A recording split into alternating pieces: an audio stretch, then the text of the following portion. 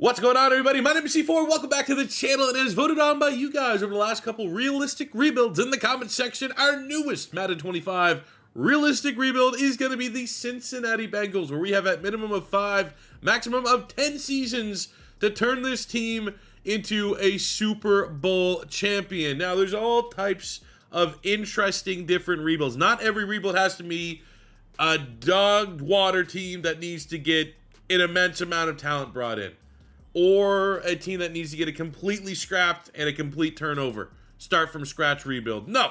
The Cincinnati Bengals have a very good offense, very bad defense, and are mixing like a weird balance of non-complimentary football with big-time pending roster decisions. It's about to be a very expensive roster, and you have to kind of manage an entire defensive rebuild while keeping your expensive studs on the offensive side of the ball. So I'm very excited to get into this rebuild as we look at it. So taking a look at the offense, it's an interesting offense. The offensive line is still not particularly great. The interior is nothing special. I guess Mims, as Trent Brown's going to hit free agency. 76, he's your big rookie from a year ago, 6'8", 340, freak of nature from Georgia. You're going to hope that he can develop into your franchise tackle. But for the most part, that offensive line still needs some TLC, and it feels like you've been saying that for the last 5 years in regards to this Bengals roster, ever since the Jamar Chase versus Penei Sewell debate. We need to be very budget conscientious, so guys like Mike Gesicki, who are probably worth extending, we're just not going to have the resources available to do so. We have in the backfield full Canadian bias. I don't know how this Bengals offense is going to sim, which I'm going to talk about Chase Brown and then pivot to maybe the biggest question mark on the offensive side of the ball. I don't know if we're going to force feed running backs, but I hope so. He's one of my favorite running backs in the league, and that is saying with full patriotism. But the Bengals offense have maybe the best 1-2 combo in the NFL as far as quarterback-wide receiver duo. Joe Burrow and Jamar Chase are absolutely S tier.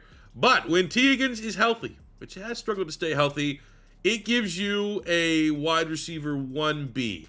And having a wide receiver 1B is awesome. I say that very much so as an Eagle fan that has that. And A.J. Brown and Devontae Smith. And financially, Philly was able to make it work. That's the big challenge with this rebuild right now. What are they going to do with T. Higgins? T. Higgins is probably going to look for around $25 million a year. Can you afford to pay it? You can afford to pay it. But the difference between the Eagles and the Bengals is at a ownership level.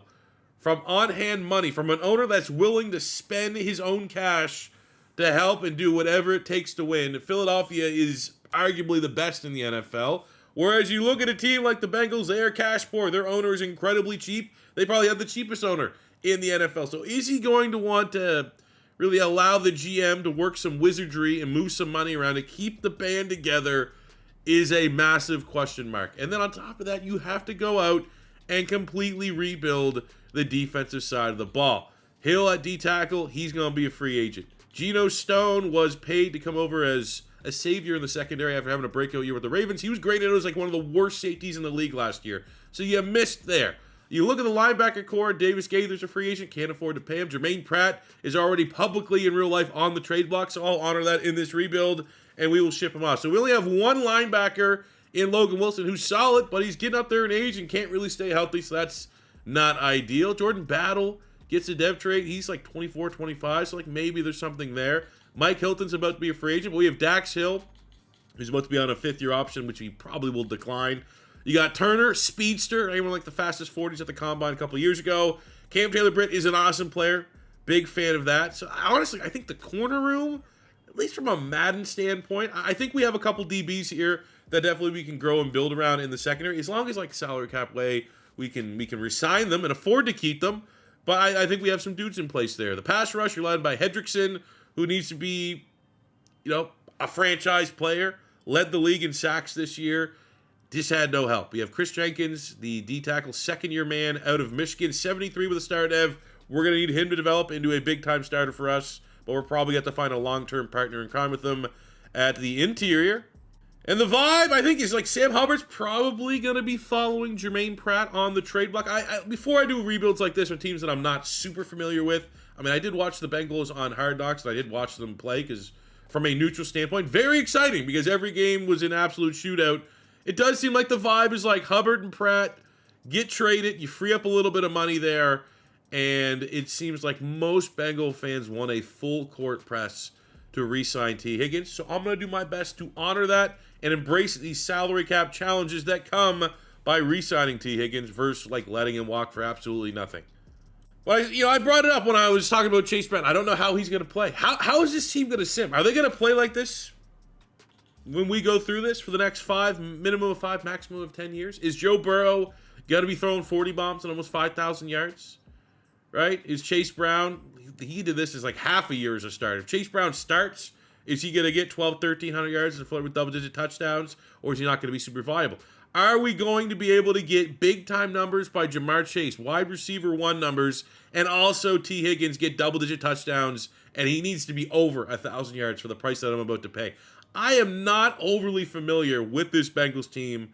I assume it's been pretty good. I've seen Joe Burrow win a couple MVPs, simming from afar. But if we're going to commit this money to T. Higgins, I can't. Some teams just can't have 2 wide receivers. You can have 1 big dog eat, and pretty much everyone else is relegated to a role player. And I don't have enough familiarity with this Bengals team to say, yes, we are going to be able to have Chase and Higgins both eat at the same time. So there's a big gamble there. And then if we throw all that money there, we're going to have to replace our leading tackler here in Jermaine Pratt. Our pass rush was very much one man in Trey Henderson, who had put up some really, really good numbers. Also, for a minimum of 5, maximum of 10-year rebuild, I mean, he's getting up there a little bit. He might still be here when, say, we can start winning year 4, year 5, truly have this team humming, ready to compete for a Super Bowl. But if it's anything longer than that, he's in his prime. He's nearing the end of his prime right now. Who else do we have as a secondary option? 3 sacks is not enough from Chris Jenkins, who, if I'm looking at my pass rushers, he'd be the next man up. If our plan is to trade Sam Hubbard, you have down here, Miles Murphy was a big-time pick. Just can't sniff the field, big-time athlete. We might have to give him an opportunity to, see if he can. I mean, at 6'5", 275, that seems a guy that could probably move around a little bit on the D-line. Have him play a little interior pass rush, a little exterior pass rush. But pass rush alone will definitely be one of our top priorities for the upcoming draft, as well as secondary. Geno Stone did finish with 4 picks, 3 picks from Cam Taylor-Britt, but we need some more ball hawks. We need some more production there as well, because this defense was complete garbage last season. So for our contracts, we're going to let starters go. Mike Hilton's gone, Trent Brown, Von Bell, B.J. Hill, Mike Gesicki. We're going to decline the 5th-year option on Dax Hill. And for T. Higgins, right now the word on the street is $25 million a year.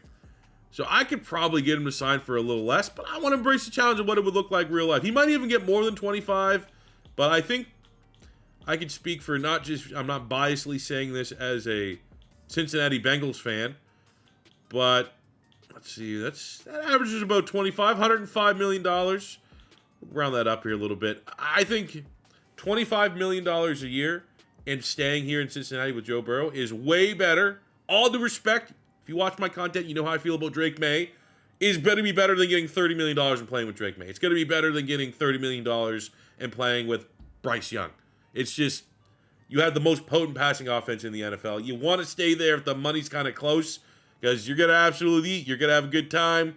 And I think T. Higgins would strongly consider staying here for a little, not saying hometown discount, but if it's close, I think he'll remain a Bengal. So let's see if we can get him $106 million. All right, first domino has fell. We have more contracts coming up in this rebuild.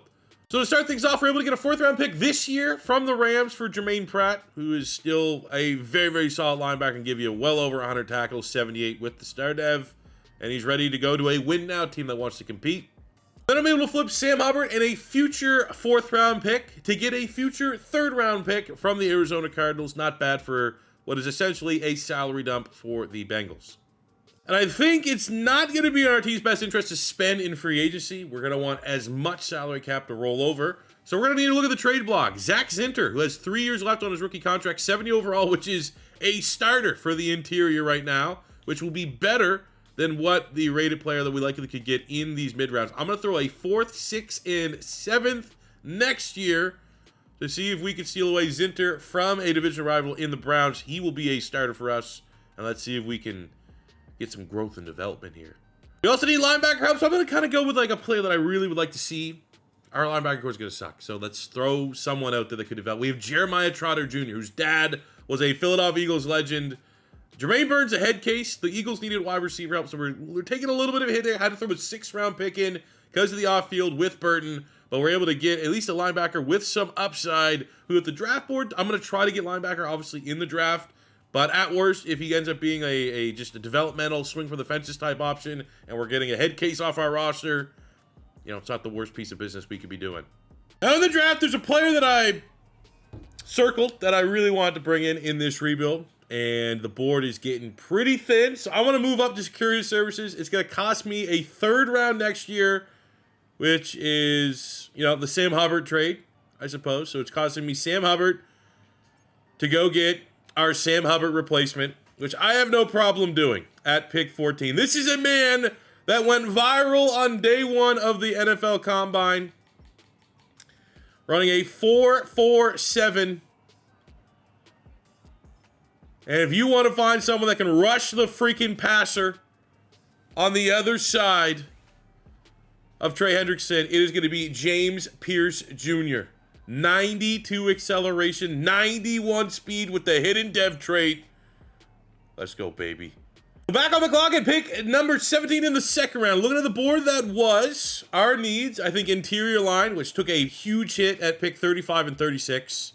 Those guys just running on the board. I like Tyleek Williams. Thought he looked real good on the on-field drills during the comment. Obviously, that's just fresh in my mind. Just watched the D linemen and edge rushers go at the linebackers go at the combine.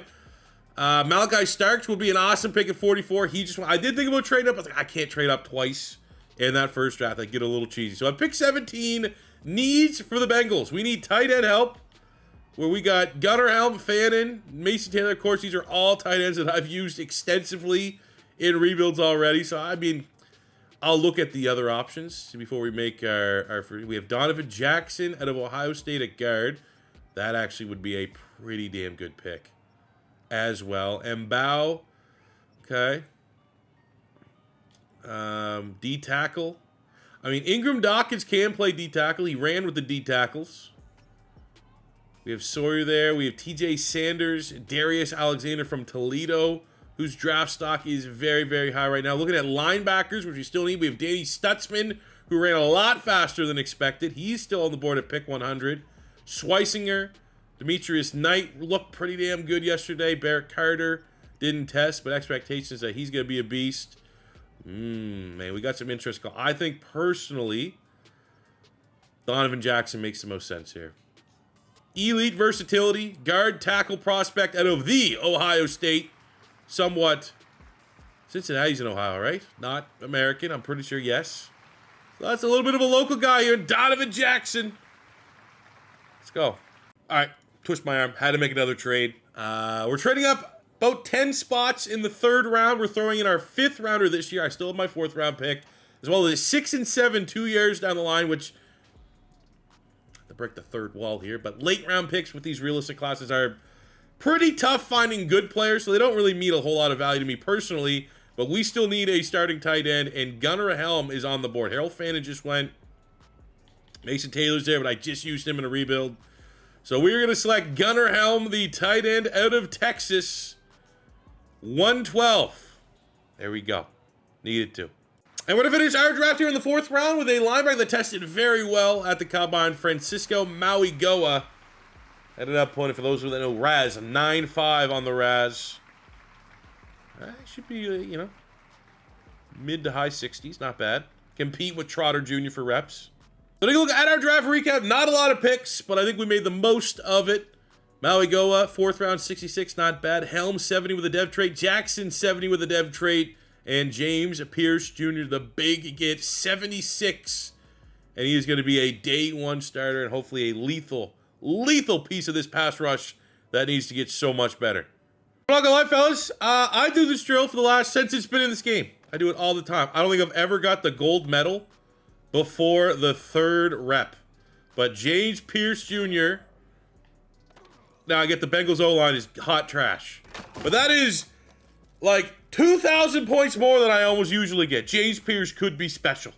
We're are 6-3 at the midway point. I at least take that as like progress. That our offense is playing pretty well. Like to see a little more there out of the run game. But the defense is 15th, and I think most Bengal fans would absolutely take middle of the mall defense to pair with their elite offense. Now here is why the contract that we handed out to T. Higgins last year is so not necessarily polarizing, but it's important that you get it right. Because look at these contracts. So Geno Stone's kind of sucked. But in real life, but from a Madden standpoint, 80, 26 star dev, you're interested even though he's not interested. Dax Hill, homegrown talent. I think there's a lot of outside there. He's 24 years old. You know, you want to almost get him for his prime here. Something like that. There we go. 5 years, easy business. I think you got Cam Taylor-Britt, another one of these guys you probably want to consider a fringe franchise guy. So let's lock him in for 5 years, 42.5. That's a steal, especially if he can keep that superstar dev trait, which will be tough. It is tough for DBs, not to regress in that regard. And then we got Henderson and Chase. So when it comes to this, you pretty much got to pay Jamar Chase first. Let's hit him with, let's round that up, 6 years, 216 mil. That is a lot of money for a wide receiver, but you know, people say C4, you're biased in your videos towards the Eagles. As biased as I am towards the Eagles, even though I try to at least be neutral when I'm comparing Eagles to other players as best I possibly can. Jamar Chase is the best wide receiver in the NFL right now. And it is a revolving door. I think on any given week, it could be Justin Jefferson. It could be A.J. Brown, especially if he dominates. But you have to say, coming off last season, that, you know, it helps that he has maybe the best quarterback in the debate. I don't want to put Joe Burrow above Jalen Hurts. It depends if you want to value a guy that can win or not. But you can make the argument, like, Jamar Chase does have the best quarterback out of the three. And when that happens, you want to discredit it a little bit. You want to be like, oh, well, you know, it's easy for him to get the stats. He doesn't have Sam Darnold or Jalen Hurts and the Eagles run first offense. But fact of the matter is, time and time again, it feels like teams are like double, triple teaming Jamar Chase. And he's still like, nah, I'm going to have to carry this offense and this terrible defense. So I'll give him the title. Wide receiver 1 in the NFL right now, going in the 26th season. As we just spent 2 minutes glazing him, Jamar Chase is now a 99 overall. I'm going to, do it the hard way here. We're going to earn it. We're going to put him into the playmaker type for the best archetype for this offense. But, man, what a beast. So at the end of number 1, we go 12-5. We finish with one of the best offenses in the NFL, and look at that defense. Now, the yards are not the best, but as terms as keeping teams out the end zone, which is your priority number 1, we did a damn good job, much better than what we did a year ago. 4,700 yards, 41 touchdowns, to only 5 picks for Joe Burrow, who certainly is going to be in the MVP race. Chase Brown didn't get his 1,000 yards, but 16 touchdowns. That's a good compromise. If you're not going to get 1,000, better get me well over double digits, which we did. You got Jamar Chase, 113 catches, 1,700 yards, 23 touchdowns. We almost 1,300 yards, 10 tutties for T. Higgins, 6-4 for Yoshivas.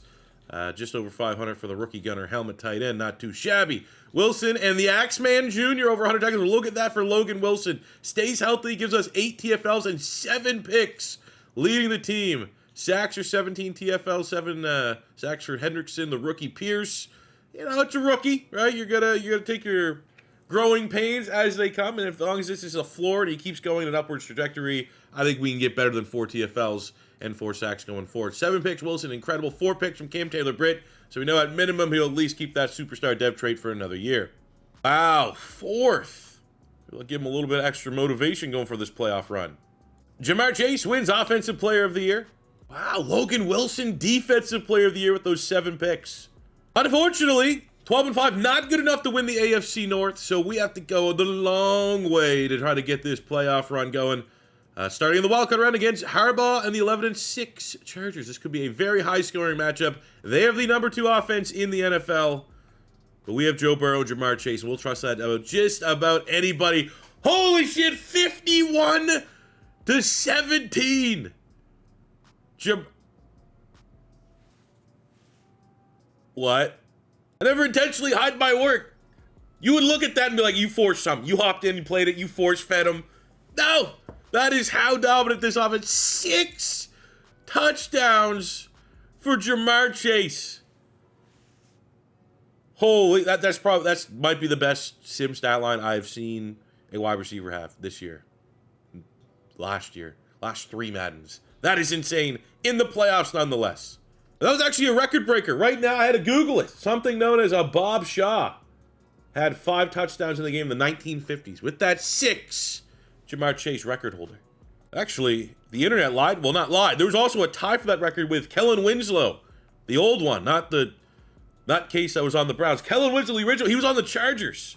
So technically, Jamar Chase just stole one of the few Charger records of all time with Kellen Winslow 5 touchdowns against them. It's cool. And it was going to be incredibly unlikely we'd go for this playoff run without having to run into someone from the division. And Lamar Jackson and the Baltimore Ravens are playing as good football as any team in the NFL.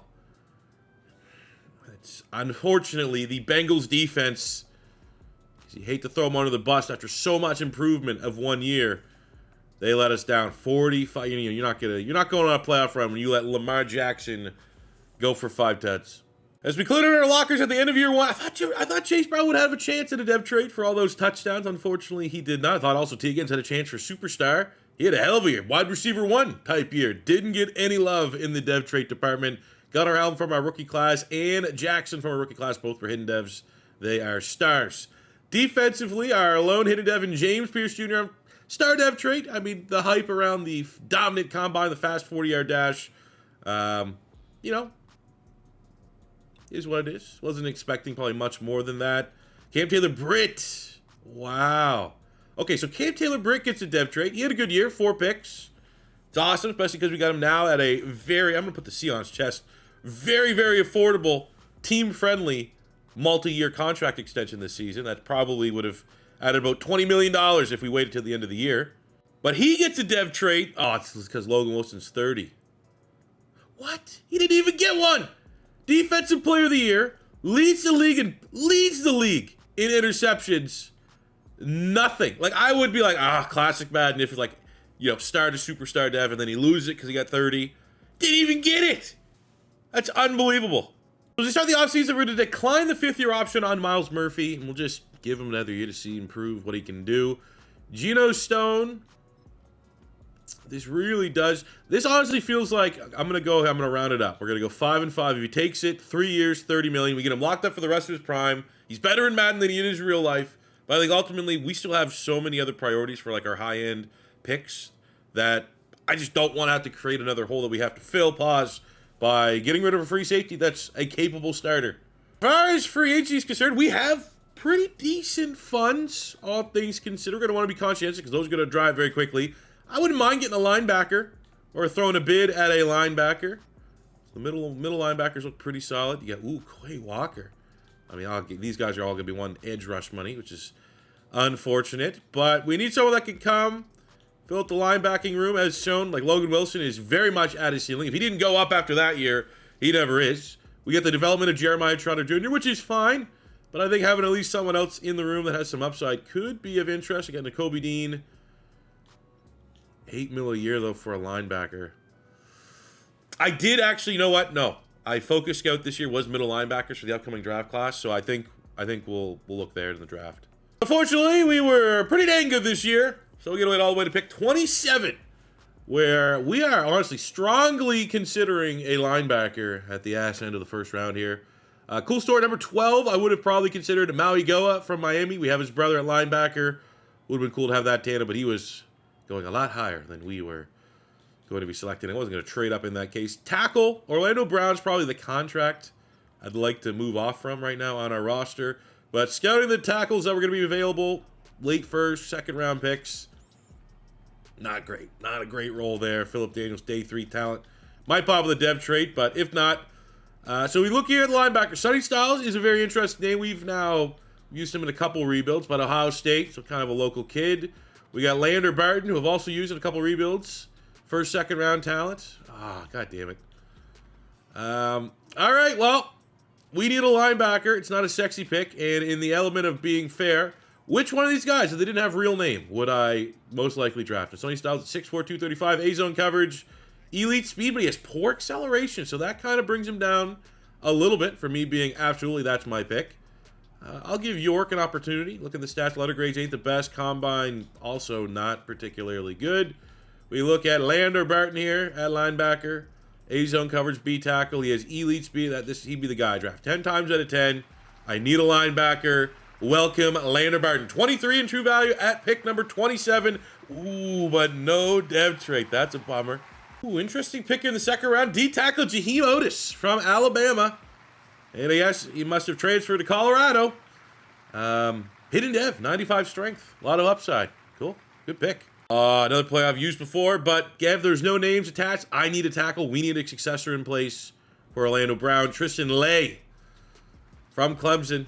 82 in true value, but he has a dev trait. So take a look at our draft recap.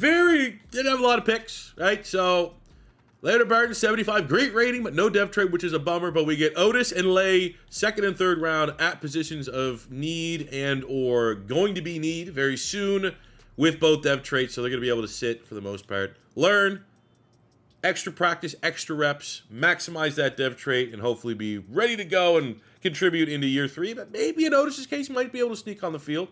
We'll see. All right, so we're at the midway point of view number 2. Looking good, 6-2. The offense was very potent.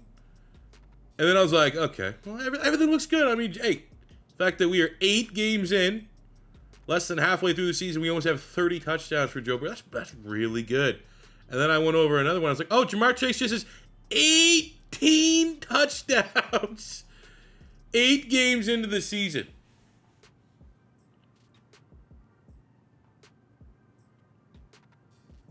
He's entering GOAT status. There's no ifs, ands, or buts about it.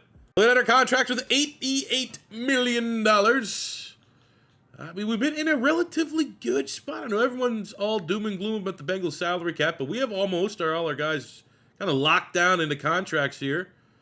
And they're not particularly sweat. Now, we have Chase Brown. I'm going to have to show my Canadian patriotism here by keeping him on the roster. He had 16 touchdowns last year, which is pretty good. We have Jordan Battle, who's definitely developed into a nice safety for us.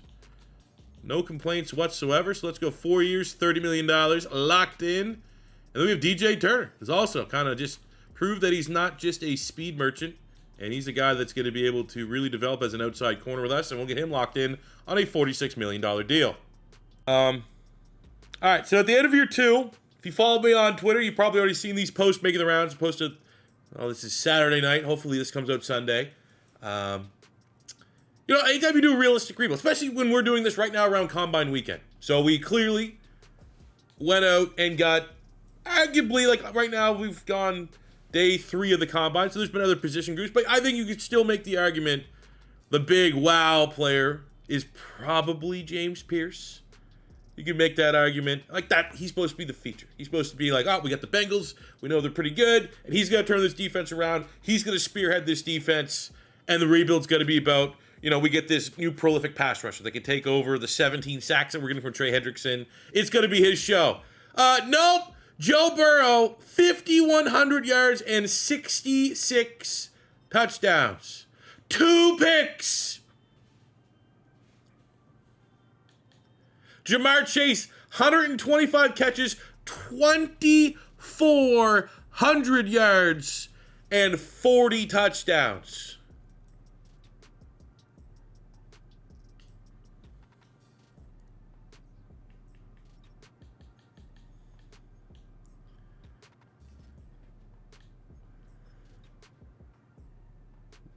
This is a cheat code. I've had years.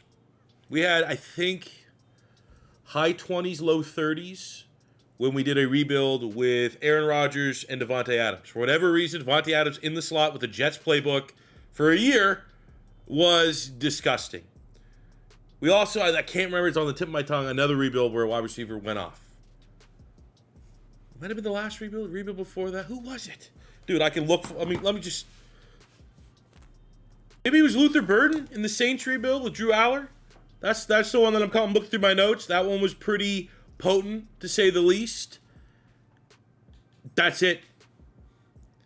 I mean, we saw the Sim offense last year in the playoffs, 6 touchdowns in one game with Jamar Chase. So if he gets that to happen 2-3 times a season and still just dominates, it finds a way to make, this is the best numbers I've ever seen. watch him not win the MVP. That'd be kind of funny. We get 1,100 yards, 10 touchdowns for Chase Brown. Thought this was going to be an offense where the touchdowns were always going to be solid for Brown, but the yards weren't. But like literally the most potent. I guess you could make the argument not a great year for T. Higgins, but still found a way to get 9 touchdowns and almost 1,000 yards. I think, man, if we have to go like beyond 5 years, we might be chasing down some of Jerry Rice's records in this rebuild. Love seeing Trotter have that kind of year. Double-digit sacks, Jenkins, Hendrickson with 10.5. So honestly, we're not getting what I expected for this rebuild, which was big-time production of James Pearce. He still has time. Cam Taylor-Britt with 6 picks, 4 picks for Geno Stone.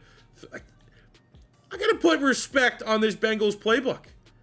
Like, those are solid sack numbers. Obviously, you can get bigger ones with different schemes and systems and chase after sack records and stuff like that. But, like, 2 double-digit sack getters. Those picks have been, especially with the 7 picks that Logan Wilson had last year, like, as good as we've had in a rebuild. Like, hey, thanks for not giving me a super hard rebuild, fellas. Appreciate you guys really wanting to see the Bengals. Because we're making history. Joe Burrow wins MVP, and, I mean, that's just, it's the state of the sim. Jamar Chase comes 4th. I think you honestly could make, that's 66 touchdowns and 2 picks. It would almost always go to Joe Burrow in this situation, but it should be a 1-2 scenario. Jamar Chase also wins Offensive Player of the Year, so he gets something. QB of the Year, clearly Joe Burrow. Same with Wide Receiver of the Year being Jamar Chase. I love seeing Cam Taylor-Britt get some recognition. Got the X Factor dev trait, and now he's playing like one. But, like, that screenshot right there, 66. And the interceptions makes it even more just what? 66 touchdowns to 2 interceptions. And that right there for Jamar Chase. I almost hope it's a one-off, so we never see this again. Like, this would make it that much more iconic. But if this is going to be the standard, that we're going to have to close things out as long as we have Joe Burrow and Jamar Chase on this roster. Watch out, Jerry Rice. Somehow, though, the Bengals defense was good, but not good enough to win the AFC North. The Ravens had a tiebreaker. Now, I'm almost going to say it'd be hilarious for us, this offense, to lose game 1 in the wild card. Just be like, oh, classic Bengals, no playoff win. Luckily, we at least get to lose to the cheat code, but we're the cheat code. 35-30 over the Houston Texans. And just watch the numbers from Jamar Chase. So what do you got here? 178 yards. Not crazy. I mean, truth be told, his yards were ridiculous, but not as ridiculous as the total touchdowns. He gets 2 touchdowns in this matchup, which adds to his tally, I guess, if you're doing full season like they did with Saquon Barkley this year. So in the division round, we have the 12-5 Kansas City Chiefs, who are very good, but 35.5 points a game. Like, I don't think unless that, next year and every other year, we keep topping ourselves here with Cincinnati, which possible. I think that this is the seal. I don't know. I'm like 70. I think the most sim touchdowns I've seen was 64 in the Rams rebuild we did a couple days ago. Patrick Mahomes had 64, and I was like, this is insane. 66 for Joe Burrow. So 2 guys that I know have potential to go over 100 combined touchdowns easily, and we are rolling. 28-22. We get 4 fumble recoveries, 2 forced fumbles by Cam Taylor-Britt, and a decent showing from Joe Burrow. So every team that stood in our way has been on the receiving end of our offense, and now it is the Chargers, who a year ago, Jamar Chase in the playoffs, 6 touchdowns. What can he do again in the I need repeat. I want 7. The Chargers had a really good season in their own right. 13-4. They have the number 3 offense, number 2 rushing offense, a top 10 defense. They got Derwin James, Justin Herbert, Ladd McConkey's a beast. But I just think this has to be a team of destiny. 40 bomb on the other side. We get a weekly award. We won. Joe Burrow, 4 touchdowns. Hell yeah. Offense was potent. Let the Chargers kind of make it tight in the second half. 4 touchdowns, no picks for our MVP. And Jamar Chase, ladies and gentlemen, that's an off night for him. So the Super Bowl is set. We get the 9-8 Green Bay Packers, who on paper have a higher rated offense than what we're working with. They have top 5 offense in the NFL, have a really good run defense, but they have a terrible pass defense. And guess how we want to move the football? I'm not gonna lie. Well, holding this up, we need to win. You can't have the kind of year that we had and not win. Like, losing almost erases what we did. Because it's not going to be, oh, remember that year you had 66 touchdowns to 2 picks? 40 touchdowns, Jamar Chase. Maybe never replicated again. And you lost. Like, there's going to be something extra. It's going to be a ... and you lost. So almost for, like, validity standpoint of what we're able to, we got to win. We got to be able to beat a 9-8 Green Bay Packers team. Opening drive, touchdown for the Bengals. We get a stop defensively. It's classic, though. Imagine this be the game that, like, oh, our defense finally reminds us why we're rebuilding Cincinnati in the first place. Truth be told, low-scoring game, second touchdown Cincinnati. We were up 2 scores, and we're going to find a way to blow this because this team's cursed. Big field goal. Evan McPherson, Florida Gators. Let's go. 37 seconds. Yes! Florida Gators, Evan McPherson, and the low scoring, 66 touchdowns, averaged 35.5 points a game. My highest average maybe ever. I think in Pink Slips one year we averaged like 42, but that was, Pink Slips is a different animal. In a Madden Sim franchise rebuild. 35.5, that gotta be, I'm making a note now. I'll track from here on out. This is a pace car season for every year left in this rebuild. Well, you got 3 more. And every rebuild we do, any rebuild in Madden 25. It could be the retro rebuilds, the 20-year rebuilds, the realistic rebuilds we do after the draft with how these teams actually draft. Any retro, anything, Pink Slips, any series we do is going to be measured against what we're able to achieve in this one. 66-2. Joe Burrow, touchdown, interception. Did he get himself a Super Bowl MVP in this one? I mean, just shocking. I mean, credit to the Packers defense. I mean, hey, let's be honest. Let's just... Ooh! I love seeing that. Kind of dogged him a little bit. Like, hey, you're going to get in the thumbnail, I think. And you're the big guy. You're the big rookie in this realistic class. You had the sick combine. Shout out to you. But, I mean, I still probably got to give the MVP to Jamar Chase. But our second guy, I love seeing that for him, James Pearce. You know what, screw it. I'm going to give him the MVP. That'll be the one thing he can hold his hat on right now. During the offseason, we're going to decline the 5th-year option on Amarius Mims. Bengals have had a lot of issue with the offensive line since Joe Burrow's been there. Mims has been a lone bright spot for them, so we're absolutely going to reward him with a big-time contract extension next season. Our team, as far as dev traits are concerned, nothing's moving. X factors is what it is. Fortunately, not a lot of growth elsewhere. Chris Jenkins goes from star up to a superstar, which is pretty awesome. Everything else, though, looking around, no other dev trait increases, but we're Super Bowl champs, so I'm pretty happy with it. So by winning that Super Bowl, it definitely changes how we're going to approach this rebuild, because that means there's only 3 years left. There's no more, gotta kind of save my money a little bit. So we need center and guard would be the 2 big positions. If I can get at least one of them, which, ooh, Mr. Ragnow, huh?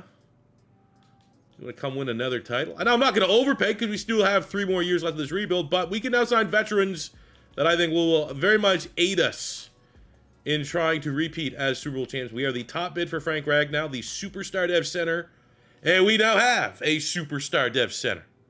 So as we begin the 2027 NFL draft, waiting to pick 32, this is our final draft class of realistic players. We need a guard. I'm kind of hoping that clearly, like, an obvious guard. Nappy just went. Anthony Knapp. I think it's his name from Notre Dame. We have Billy Schrouth is a first-round projected guard. We do not have one on the other side. Interior, these guys kind of suck. See, I did my homework here scouting the centers. Didn't think Frank Ragnow was going to be available. I think, what could possibly, I mean, third wide receiver. We don't need a third wide receiver, but I guess third wide receiver. Wingo is interesting for him still being on the board at Texas. I believe he was like a 5-star recruit. Running back, we're good. O-line across the board, pretty good. D-line, I mean, I guess Trey Hendrickson's getting up there in age a little bit, so if there's a pass rusher here that could represent BPA, we could consider it. Childs from Florida. What do we got here? B finesse move. Do like my Gators. Gator wants a Super Bowl. Evan McPherson with the kick. Combine's not that great. So I think we go with the first round projected guard and hope that he's pretty good. We got B pass block, B pass block, don't know the run block, A impact, B awareness, kind of middle of the mall. Combine. What do we got? Ooh, 69. Now, if he's 60, there's no way the draft, the creator of this, sports gaming rosters, people keep asking me which class I'm using. Go check out his YouTube. Tell him C4 sent you. Would make a player the 69, because when you're making the class, you could see. There's no way he made number 69 in this class normal def. Oh! Now the second round, here's a pass rusher. Looks a little interesting. B power move, B tackle. Combine, good acceleration, good speed, great strength. Jaden Virgin Morgan, 132. At a Boise State with no dev trait. Our draft recap. Hey, 72, 69, 68 for Malachi Coleman. We got Randy Pittman at fullback. I don't know why we drafted fullback there, but appreciate that. CPU helping me out after my board got absolutely shot.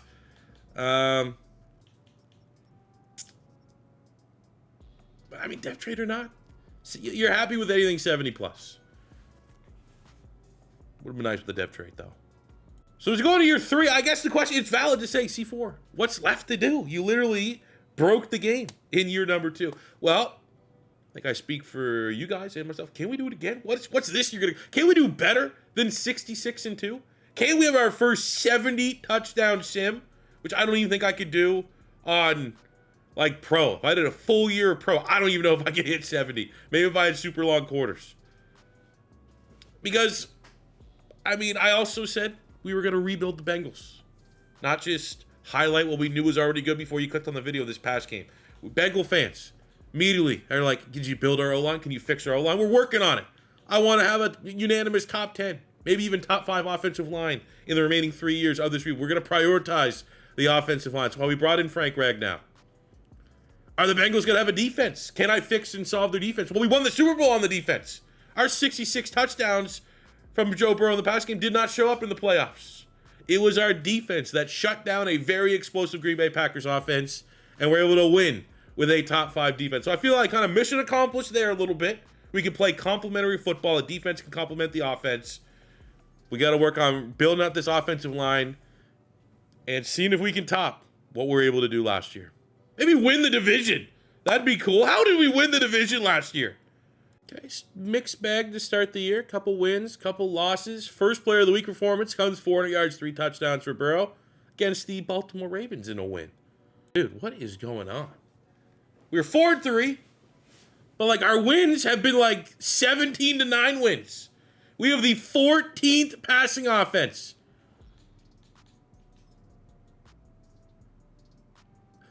I mean, he's still top 5 in touchdowns. That ain't 66. He'll be lucky for 40. Where's Jamar Chase? I mean, okay, Jamar Chase is going off, but still not necessarily. I mean, touchdowns, we're not hitting 40. Damn it. But looking at Jamar Chase's yards there, it's like he sold his soul to the devil last year to have an all-time season. Is that what that means? Those that believe in Tebow? All right, so for our contracts here, well, we got Chris Jenkins, who's developed into a superstar defensive tackle. Let's lock him in for the remainder of the rebuild. Amarius Mims, who we declined his 5th-year option. We're going to lock him in as well for the remainder of the rebuild. Almost $60 million. Finally, an offensive lineman for the Bengals. I think Jeremiah Trotter Jr.'s developed nicely. Biasly, I want to keep him part of this rebuild. That was a shrewd piece of business, as they say. I'm going to go snipe that. We got Logan Wilson, who's still honestly playing at a decent level. I think I'd rather keep guys like this around than spend on the open market in free agency. I'm fine with Ragnow being the outsider that we bring in to continue this dynasty. We don't need a whole lot more help. All right, so we ended up finishing the season 10-7. Made the playoffs, chance to defend our Super Bowl crown. However, we are averaging 12 less, pretty much 2 touchdowns less a game. Offense passing yards is top 5. But as you can see with the numbers, that's not 66. Almost half as much as we had a year ago, which those numbers were insane. And I should be happy that my quarterback threw for 40 touchdowns. But what, like 66-2, and in 1 year, because he turned 30, which is kind of the beginning of regression in this game, that's the only thing I can assume that happened. Nothing else changed. Jamar Chase stayed in the slot, which I thought is, I mean, again, still insane numbers, right? 26 touchdowns. He was trying his best to get to 40 again. But I did not think production would be halved and interceptions would be, you know, times 5. Okay. So now we gotta figure out how to get back to that now. Because, you know, as we look at the numbers here, James Pearce continuing not to be the greatest. I've heard people say before that a lot of times when we have a down season immediately, it's like, oh, well, your OC got poached, right? Very weirdly, I did not, after the Super Bowl win, have my offensive coordinator gone. So we have, like, the exact same offensive coordinator that we've had since we started. It's still the exact same playbook that we had when we started. See, it's Wallace. He has all his levels. So, I literally, the only thing I can think of is Joe Burrow turned 30, I guess. But that's simply like tinfoil hat theory. He didn't have any regression at the end of the season. Still a 99 overall. At no point outside of like morale hits. I mean, look at it plain as day. What else was half? So we went from 66 to 39. We went from 2 to 11. We improved the long touchdown, I suppose. Sacks went up a little bit. Completion percentage was down, honestly, considerably this year.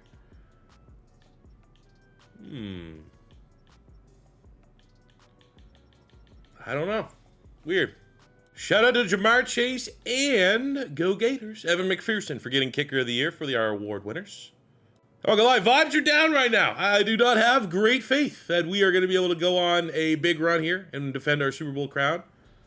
Just because it's something happened. I don't know what. And of course, yeah, 0-1. What changed?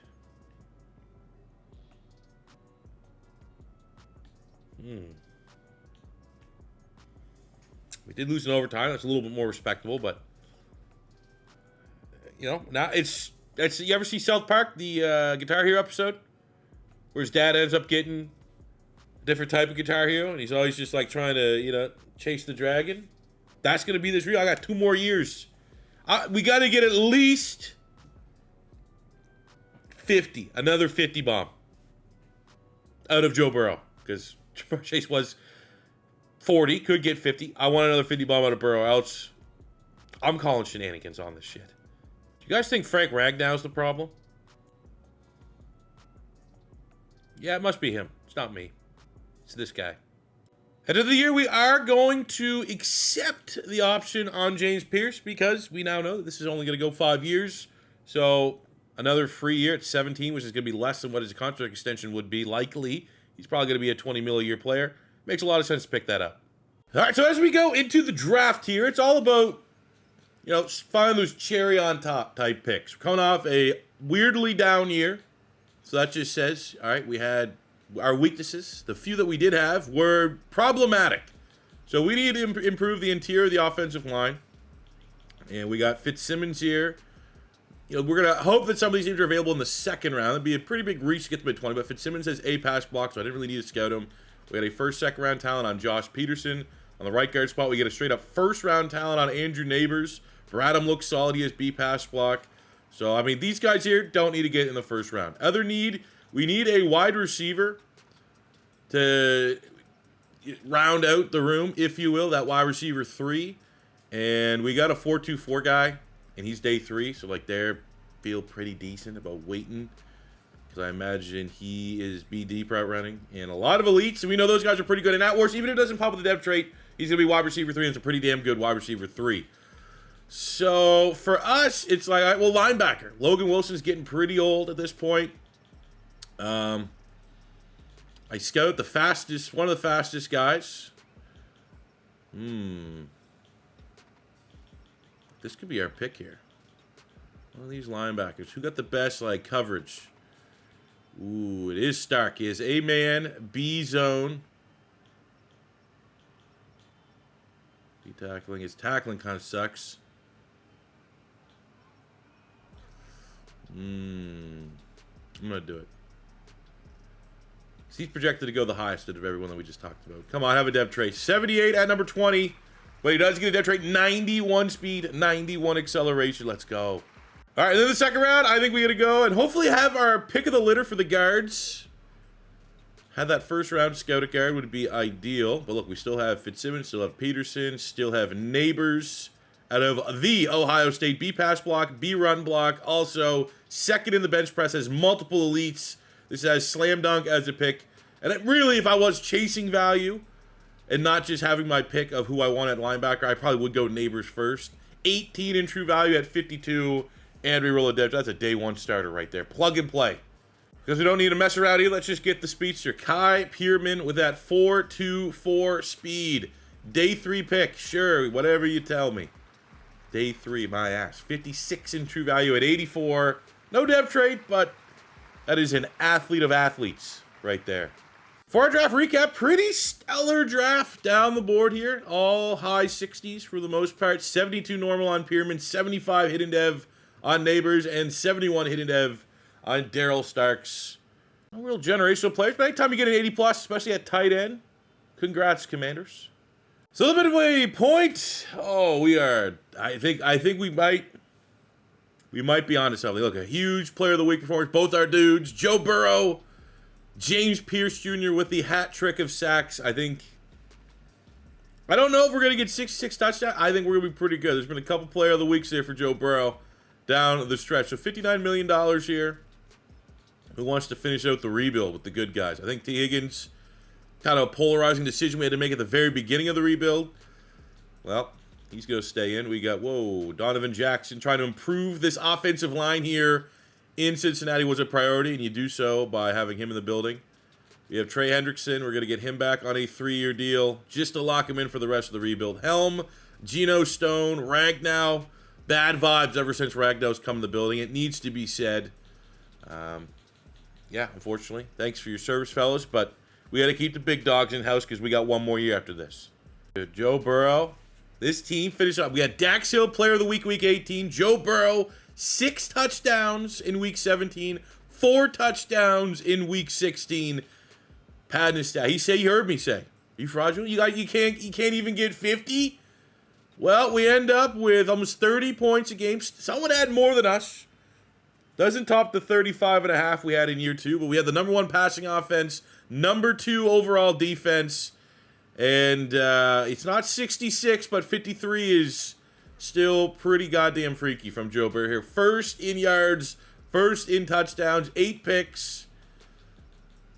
Better than last year, better than 39 or whatever the hell it was last year. Not much out of the run game. Jamar Chase is still a cheat code, 2,100 yards, 24 touchdowns. We got 10 for T. Higgins on 1,000 yards. Helm, of course, has his best year as he's about to be a free agent.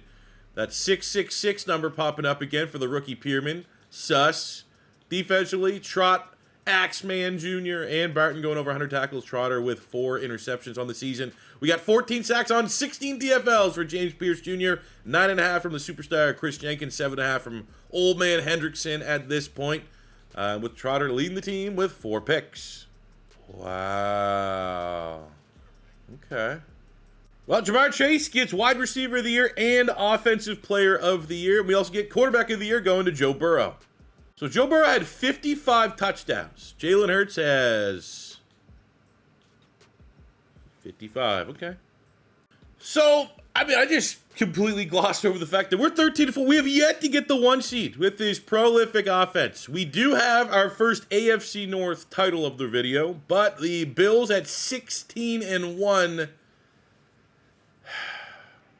Damn.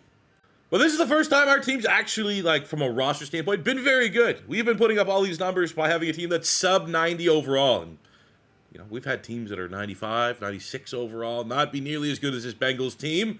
But we need to win another Super Bowl, I think, with how potent this offense is. And we got to start our journey running the gauntlet in the wildcard round against the 9-8 Tennessee Titans with a top 5 offense. They got Travis Hunter there, Xavier Restrepo at wide receiver. But they don't have Jamar Chase and Joe Burrow. And we do. 38-24 to the good guys with 5 touchdowns and almost 300 yards from Joe Burrow. He's probably pissed.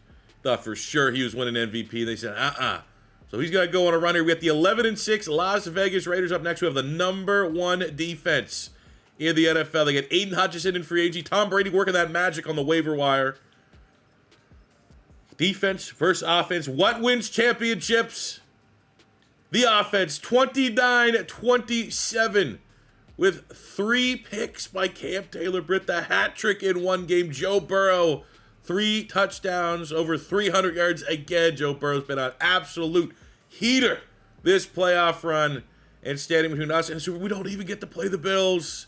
The 16-1 Buffalo Bills lose in the divisional round, 1 and done. That is embarrassing, even though I probably count on 2 hands how many times I've been the 1 seed and lose 1 and done. It is what it is. Happens to the best of us. But now maybe we got to show a little bit more respect to the Jags. If they are these giant killers, they got Will Johnson, Brian Thomas Jr., Josh Hines, Allen's is still there. And looking at their rankings, I mean, they're just kind of middle of the mall. Fringe top 10 offense and defense, but they are giant killers. Cinderella run, I'll show them respect. We'll upgrade our players, get a couple starters here. Looking to want to put their best foot forward here in the AFC Championship game. Bengals looking to make their 2nd Super Bowl appearance in the last 3 years. Fuck, we lost. No! I don't care about the Pro Bowl roster. Why did we lose? How did we lose? The Jags have taken down the 16-1 Bills and the best offense, and it's our fucking defense, man. Top 5 defense, my ass. Double overtime loss to the Jags, 44-38. Trevor Lawrence, 5 touchdowns, no picks. Joe Burrow, 4 touchdowns, had the 2 picks. We had the advantage in the run game. Jamar Chase was pretty good. T. Higgins was solid, but I mean, you can't, 6 touchdowns. You cannot win games where you allow 6 freaking touchdowns to go against you. Jags deserve it, man. Giant killers. Hopefully they go win the Super Bowl. Wow, Drew Aller season. Drew Aller on the Seahawks defeats the Jags. So the beginning of the offseason, we're going to pick up the option on Leonard Barton. And of course, dude, Gunnar Helm has been kind of just a guy. And as soon as he's in a contract year, gets his superstar dev, he's going to cash out in free agency. Brutal. Absolutely brutal. The positives, however, is James Pearce Jr. is now a superstar. Chris Jenkins Jr. is now an X Factor. But Cam Taylor-Britt, what is he, 30? Is that what happened? Why did he lose his X Factor? He had 3 picks, 29-30. Joe Burrow had a down year at this turn of the age. That's nuts, dude. Nuts, man. All right, so this could be the last time to improve our team of the rebuild, and we have an obvious need on, I think, both sides of the football, which is good, because I can usually find 2 positions if I need to. You can make the argument Chase Brown's regression's a little higher, but we need a tight end after Leonard Gunning Hell block. I did focus scout 2 tight ends. We need a new free safety after letting Geno Smith walk. That one was a little bit easier, and I think we're going to go free safety early. I'll show you here the scouting process for the prospects here. At safety, at free safety in particular, couple interesting names. Not too often you get 6+ players that have first-round grades, but Channing Long stood out far and away because he had the zone coverage of B and he had A catching. Those, when you look here, you're like, C, don't know. It was really between him and McGowan, but the difference maker was that I had the A and B information already here. Also has B tackling, A pursuit, so it's like, okay, he can cover the best, and he might be the best, box safety of the group. 5'11", 210. Combine's not S tier by any means, which makes me a little worried that he'll just be like a high 70 normal dev. But that'll be fine. The higher rating, the better, because I only need you to be a 1-year starter. Your ceiling doesn't really matter a whole lot to me. And then here, man, pick of the litter. I mean, I left Westerman here unscouted because he had A catching. That looked good. We got Light with A catching, day 3 pick. We have Ray with A catching, day 3 pick. If we miss out on those 2, we wait too long. You have A catching on Kirkland. You have A catching on Lawson. You have A catching on Madsen. This is a ridiculous, look at it, A catching traffic, A catching traffic. Absolute insanity. This Cooper Ray guy might even be better than Light. So, there are 4 or 5 tight ends outside of the first round that, easily, I think, can step in and replace Helm. So, in the first round, I picked 29 because there is a plethora of tight ends that I think I'd love to have on the roster. I think it just makes the most sense to trust our scouting, get a top 5 player in long. The question mark will always be the dev trait because he's a good, not great athlete, not elite athlete, but he's number 2 in true value at pick 29. But I'm not going to say I expected that, but odds were it was probably 70-30. He was not going to have a dev trait. Damn. And I'm not going to lie, with where we're at, I think we could probably take multiple swings here at these tight ends. Right? Between Light, I might get both of them. We'll start with Jared Light, A catch in traffic, A run block. Doesn't have the elite strength that we like to look for. Combine's not the best. I do feel like the other guy on paper looks a little better. Number 11 in true value at 61 for Jared Light, and he pops with the depth trait. Stud. And then here in the third round, I think we just waltz right on back. They'd be like, hey, we'll get a truster aboard. Maybe we'll get a... Man, there really needs to be another really good 1-2 punch at tight end comparison so we can stop bringing up Eric Hernandez and Rob Gronkowski. We got Cooper Ray, a top 50 player at pick 93. He also has a depth trait. So take a look at our draft recap. Very, very happy with this. Channing Long, 78 normal. Normal's a little bit of a wet fart, but 78 is for a day one starter. No worries about it. We got Light 75 as a starter. Ray will be right behind him. That's all you need. Needed a tight end, needed a safety. Got a safety, got 2 tight ends. Now, just to be sure, Long was number 2 in true value. Oh, number 1 went 1-1. Jaleel Horn. 6'5", 220. Okay, congrats, Tampa Bay. You got your Mike Evans successor. Dude, using our coachability by itself, they go and use Ray, who has superstar dev. We don't know what Jared Light is, so I might need to let Ray start right away. Like, this is training camp. I think he will. All right, here we go in our 5th and final year of the rebuild. Can we get to 60 again? I don't know. I mean, we're starting to see the regression. Jamar Chase had regression. Joe Burrow had a little bit of regression. But what better time to turn back the clock a couple years? I'll be honest. I'll be happy with 50 plus again. I mean, mission accomplished. Can the Bengals have an offensive line? Is that ever possible? Well, I think we've done a pretty good job there. Most of these guys we've had to go and draft on top of keeping and developing and finding a way to afford Amarius Mims. Will the Bengals ever have a defense? Well, we won our first Super Bowl on the back of a great defense. James Pearce Jr. has developed into a stud. Jenkins is great. Hendrickson, ageless wonder. Cam Taylor-Britt for a minute was an X factor. And I thought, again, big decision trading for Jeremiah Trotter Jr., putting him in a great position to succeed, stealing away from the Eagles, and he is one of the best linebackers the Bengals have had in an absolute minute. So I think if the goal was defense O-line to pair with the pass game, I think we've accomplished that. We've got our Super Bowl, but I do think with how potent this offense has been, kind of want to leave this one with 2 Super Bowls. So let's go get it here in the 5th and final year of our Madden 25 Cincinnati Bengals realistic rebuild. Ooh, we almost Bengaled this one. 9-8, just squeaking into the playoffs. Even though our offense, we didn't get the 50, but we got 45 for Joe Burrow.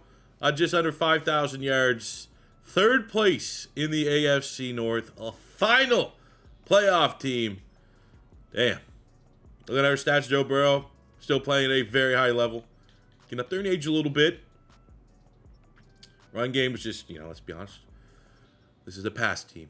1,500 yards, 21 touchdowns for Jamar Chase, 1,200 yards from T. Higgins. Pierman, 9 and 11 on the defensive side of the ball. Lander, Barton, and Trott leading the team in tackles. Sacks, 8 by... why did our sacks fall off the map?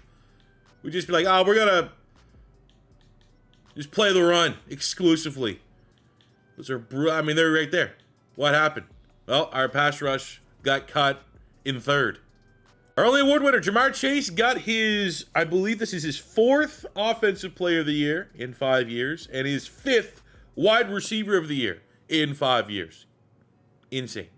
Because we know this is the last hurrah, let's take a look at the stats and what these guys have been able to achieve, and probably our most explosive offensively rebuild that we've had to date. 4,300 yards, 384 touchdowns, 82 picks for Joe Burrow. Well over 400 total touchdowns when you factor in his rushing numbers.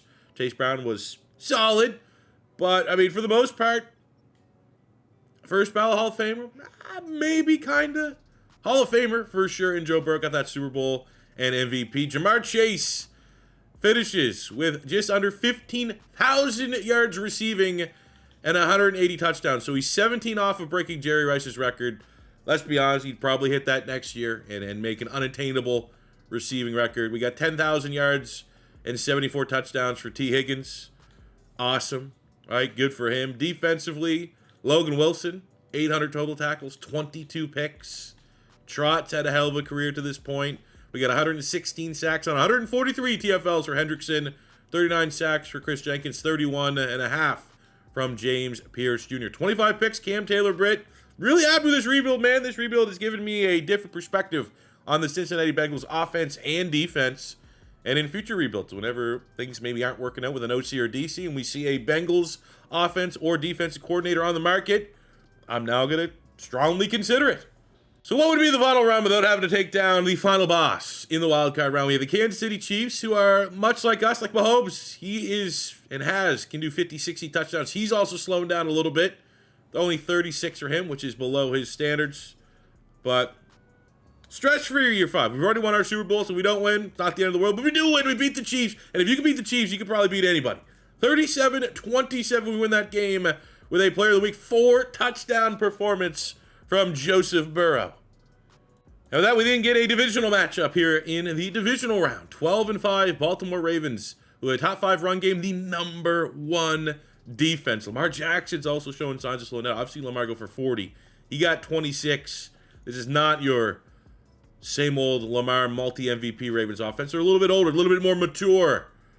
24-23. The Bengals are back in the AFC Championship game. Otis, 2 sacks. Joe Burrow, 3 touchdowns. All the overtime games, always want to double check these close ones. We've had, 2 or 3 overtime playoff games already in this rebuild. But let's go, man. Joe Burrow proving cream of the crop in this matchup. And with a chance of making our 2nd Super Bowl in 5 years, a team maybe even more so than the Kansas City Chiefs that's been a pain in our ass. It's been the Bills. Bills were 16-1 last time we met in the playoffs. Just barely beat us. I look at the rankings. I'm not seeing a whole lot that I'm scared about. But fact of the matter is, our run game's non-existent. Our defense, we're, from a statistical standpoint, history has repeated itself, and we are back from where we were taking over the Bengals at the very beginning of this rebuild. This is an offense that we have to beat them with the air game and hope that we can outscore them. Come on. Come on! Yes! Let's go, baby. Back in the Super Bowl. We're just running the gauntlet here. We got the Ravens. We got the Bills. Ooh, look at that shootout. Another one that could have, on paper, technically gone to overtime. Look at that. 2 picks. That is the difference. Joe Burrow protected the football. Josh Allen did not. Jamar Chase doing what he does best. Defensively, Jenkins with his Defensive Player of the Week performance. Otis has been a beast for us as well. We got Long, the rookie safety, with a pick. And the ageless wonder, Logan Wilson, who I don't know how he's getting on the field at this point still. He's our linebacker 4, but I'm happy that he's out there for a play and gets a turnover. The Super Bowl has been set as a battle of the 2 9-8 as the 9-8 Bengals take on the 9-8 Minnesota Vikings, who have a top 10 rush offense, top 5 rush defense. Nothing too crazy that I'm seeing there on paper. Let's take a look at this Vikings team. What do they got going for them? They got Justin Jefferson, Jordan Addison. But outside of that, they have something known as a Jeremiah Abbott at quarterback. Superstar dev rookie. Ooh, okay. Another NC State product. Sneaky quarterback pipeline to the NFL. Jonathan Brooks as a running back. Got 290-plus. Hawkinson still there. O-line across the board. It's a mixed bag of an offensive line. Ruben Baines in 92. They got Vita Vea. Linebacking course, pretty solid. Secondary, pretty solid. Okay. Come on, baby. A chance at 2. We got a rookie quarterback going against arguably the best quarterback in the NFL over the last 5 years. The real Slim Shady. Joe Burrow, Jamar Chase. And a chance to win 2 Super Bowls in this time period. Oh, man. Minnesota starting out hot. We got ourselves quite a deficit we need to dig ourselves out of. 1 touchdown there, but our defense, that is not ranked particularly high. I don't know if they're going to be able to get us enough stops to come back in this one, but we are there. We go, baby. 21-17. 3 straight scores from the Cincinnati Bengals. Minnesota goes down the field, gets a touchdown. Buck 46. Joe Burrow, Jamar Chase time. Come on. Big field goal. Okay, well, we got to trust McPherson. Gators, opening drive for the Vikings. Marching the way downfield. They get a touchdown. It's on us. Our turn. Boom, boom, boom, boom. Touchdown. 2nd overtime. Get the stop. If we can get into field goal range, let's go play by play. Actually, let's go give me at least a throw here. I know people are a little iffy about me. That's probably the most polarizing thing in the rebuild video. I look at everyone else that does rebuilds too, and there's literally as many people say, why don't you play more? Versus people saying like, oh, that's a cheese win because you controlled the team and won. Like, there's just no middle ground whatsoever. I feel like because we've already won a Super Bowl, this is not the matter of is this rebuild going to be successful or not. Let's send Jamar Chase deep. I'm pretty sure this clock runs out. We just go to the next overtime. Got him! Two-time Super Bowl champion. That is a 4-0 playoff run. Super Bowl win. First the Vikings, 2 Super Bowls. Bank it. Cincinnati, ladies and gentlemen. What other way could you have finished it on? Joe Burrow, Jamar Chase. That is the duo. That is now, again, said this about the year 2, which I don't know if we'll ever get that again.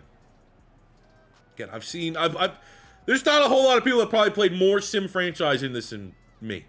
I've seen, I think, twice Patrick Mahomes get up into the 60s. I'm pretty sure on top of my head, 64 was the most I've ever seen in a season. So 66 by Burrow, 100% is the most I've ever. That's the pace guy. We're going to refer to and judge every other great offense that we build in this game off of this Bengals team. And at least we're able to finish that. And there's Joe Burrow clearly getting Super Bowl MVP. Awesome. Bengal fans, you're welcome. So that being said, fellas, I hope you enjoyed today's rebuild. I love learning things like this. Even late in the Madden cycle, I did not know that Jamar. Now, I guess the question that we didn't figure out is this the Bengals offense? Because I'm pretty sure I've used the Bengals offense and haven't had this types of numbers before. So was it Joe Burrow? Was it Jamar Chase? Is it the combo of the two? Is it Jamar Chase himself in the slot? Because I've had people reach out to me on social media after I put that screen grab of that stat line saying that they had like Jamar Chase on the Jags and he was getting 20, 30 touchdowns. So, is Jamar Chase just the most overpowered cheat code in this game? I'd love to hear what you guys think. If you've done Bengal franchise modes, if you've used Jamar Chase, had him go off, let me know in the comment section below. Also, let me know which team you guys want to see next for a realistic rebuild. I am thinking to slow down the realistic rebuilds just a little bit so I can prioritize some of the retro 20-year rebuild stuff. Just because we're now getting into draft season, and I think 100% after the draft is completed and we have all the new rookies on their official teams, that is when we're going to be going full bore, realistic rebuilding, all 32 teams with all their new fun players. Because right now we're at the teams where it's like this, where it's like, oh, wasn't really that much of a rebuild, even though everyone wanted to see it, and we broke the game. You know what I'm saying? So there's probably not a whole lot of teams left. So knowing that that's my vibe, if there's teams you think I have to realistic rebuild right now, right away, let me know in the comment section below. If it is your first time stopping by, don't be afraid to hit that subscribe button. Smash the like button if you enjoyed. Until next time, it's your boy C4. Say peace, I love you. Have a good one. Pinks tomorrow. We're going to the draft. I can't wait. I'm actually going to go record that right now. Can't freaking wait. I'll see you then.